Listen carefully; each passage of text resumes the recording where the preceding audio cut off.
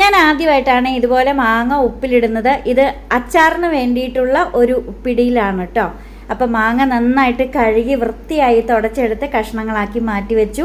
ഒരു ചില്ലുഭരണി എടുത്തു, അതിനകത്തേക്ക് കുറച്ച് കല്ലുപ്പിട്ടു, മാങ്ങാ കഷ്ണങ്ങൾ ഇട്ട് കൊടുക്കുകയാണ്. വീണ്ടും കുറച്ച് കല്ലുപ്പിടും, അതിലേക്ക് വീണ്ടും മാങ്ങാ കഷ്ണങ്ങളിടും.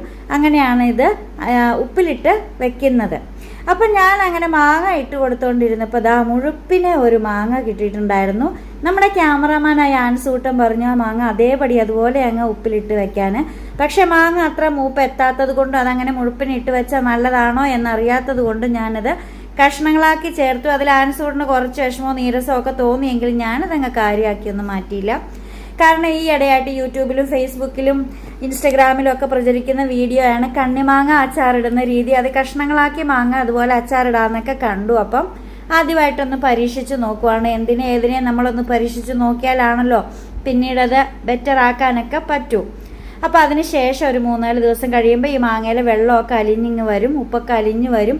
ആ വെള്ളം ഊറ്റിയെടുത്ത് അച്ചാറിൻ്റെ പൗഡറൊക്കെ ചേർത്ത് അച്ചാറിടാനുള്ള എല്ലാ പൗഡറുകളും ചേർത്ത് ഇളക്കി അതിലേക്ക് മാങ്ങാ കഷ്ണങ്ങളും ചേർത്ത് ഇളക്കി വീണ്ടും ഭരണിയിലേക്ക് ഒഴിച്ച് നല്ലെണ്ണ ചൂടാക്കി ഒഴിച്ച് വെച്ചാൽ നല്ല അടിപൊളി അച്ചാർ റെഡിയാക്കാമെന്ന് കണ്ടു. എന്താണെങ്കിലും 3-4 ദിവസം കഴിഞ്ഞപ്പോഴത്തേക്ക് വെള്ളമൊക്കെ ഊറി വന്നിട്ടുണ്ട്. അച്ചാറിടുന്ന വീഡിയോ അടുത്ത പ്രാവശ്യം വരും.